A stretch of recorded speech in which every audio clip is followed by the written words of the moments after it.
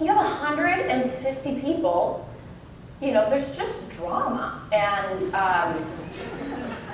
they cry, and so again, it's back to the coping, and that is actually, I jumped ahead, the best skill learned at Kohler Academy to me is being able to cope and to be tolerant and compassionate. And please don't misunderstand me. Of course, they have to know their skill. I'm not graduating someone incompetent, but when I worked with salons and spas, I found over and over that if you were on the same wavelength with your workforce, it worked. It was like music.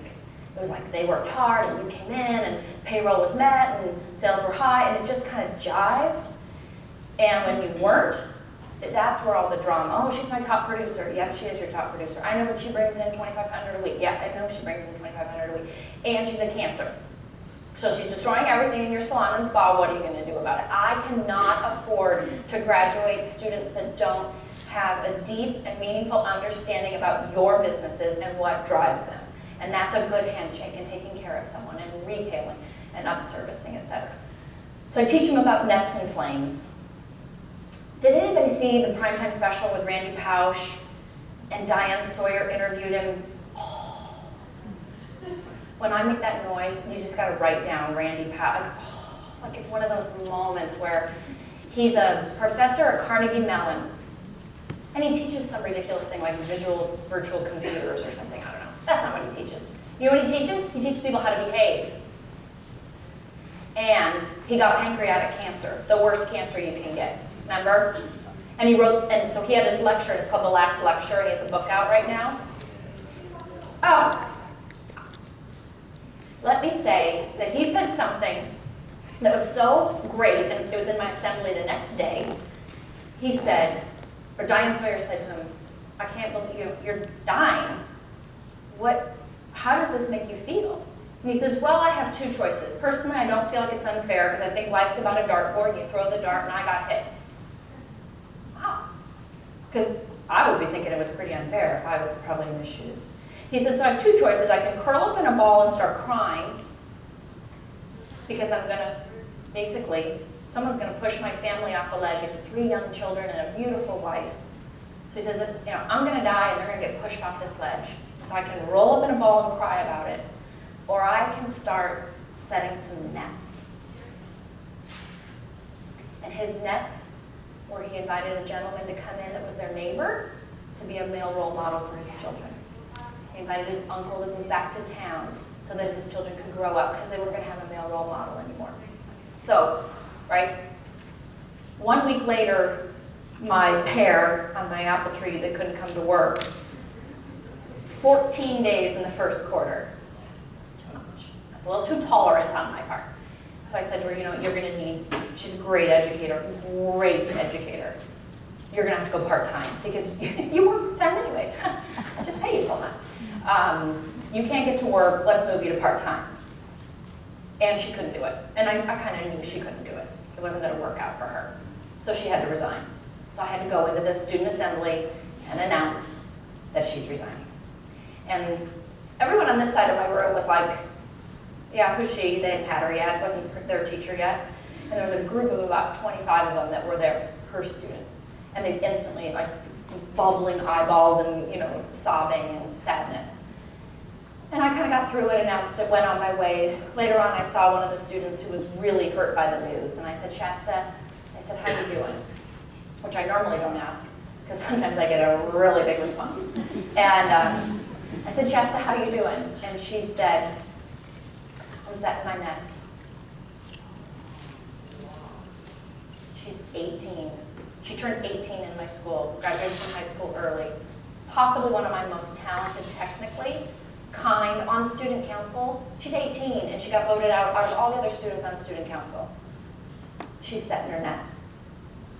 And then the flame, my students I found were kind of like living in this space that sometimes was a little more negative than I felt was healthy. And so I was trying to talk to them in an assembly about being positive. And I was telling him a story about Hampton, my 6-year-old, and I wanted him to learn, he and his older brother, to ski, so we went to Park City. And we went up for a ski weekend. We put him in ski school, and I'm sure it was a disaster because Hampton doesn't like to be cold. Skiing, cold, doesn't a combination for him. Anyways, at the end of the day at 3:30, I pick him up from ski school and I said, Hampton, how did it go? And he said, well, it was okay. And I said, well, what did you like the most? And he goes, well, I'm going to show you. Now, he had been in ski school for 2 or 3 days, and it wasn't all clicking for him necessarily. So we go up the little bunny slope, and I'm skiing, and he's supposed to be skiing. It's the first time I'm going to go downhill with him. And he's coming around skiing with me. We get off the lift, and yeah, this kid has not figured it out yet, okay? And I'm like an okay skier, but so I was like, okay, we got to get you. So I put him right here, you know, in between your hoop skis.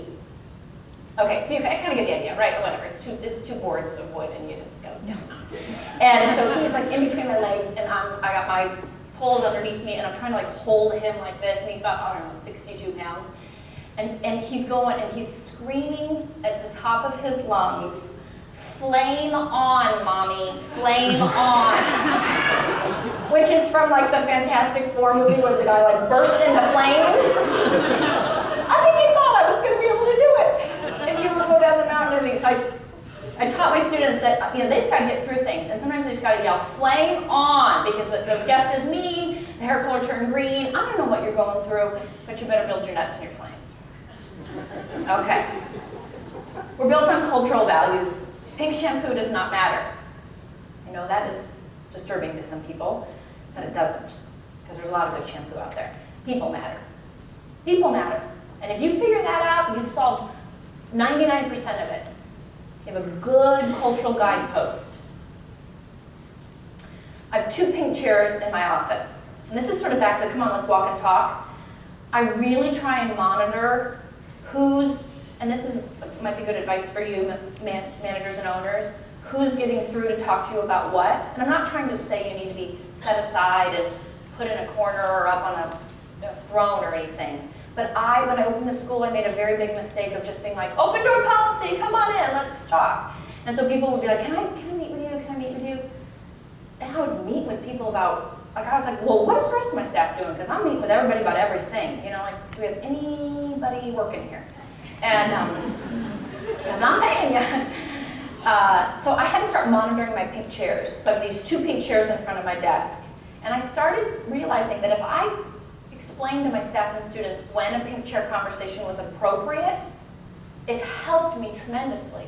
So now when they're like, yeah, you know what, I have to go to court tomorrow, I got caught speeding and I got to go to court, I don't need to know that. That's okay, tell your educator, fill out the form, you won't be here tomorrow. But it was like I didn't have the right red light, yellow light, green light, like when to come and access leadership. So everyone wanted to access leadership because they want your time. They want to be seen, they want to be heard. So I had to start monitoring it. The pace of my company, I always say, follow the bouncing ball.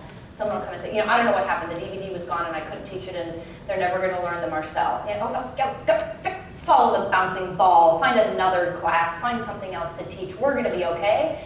Like, if they think it's just going to be like, no, it's going to be, if I threw a rubber ball in here, it wouldn't just kind of roll down the thing. It'd be like going all over the place. And that's chaotic for some people, and they're pairs. There is a controlled chaos to my company I am not even going to try and get rid of because it's the pace. And there's something fun about it. I think everyone should have a personal board of directors. My background is in management of associations. We ran everything by a board of directors. And a board advises and counsels and hires and fires. And I tell every student in the room, you have to have your own personal board of directors. And they have to start firing people off of their boards. Because what's happening is they don't have enough of a voice to control what people around them are telling them, so they're getting bad advice. So they're a good person talking to a dumb boyfriend. They're a great guy with a stupid girlfriend. And I gotta get them to get their personal board of directors figured out. And your parents can't be on it because they're a given. So I make them write down 4 people on their board and who should be fired and who should they listen to because they need a support system. And it also helped me monitor the pink chair conversation because they needed other people to seek out. So when they come to talk to me, I'll say, who's on your personal board of directors? Well, Molly. Well, where's Molly right now? Let's call Molly. And let them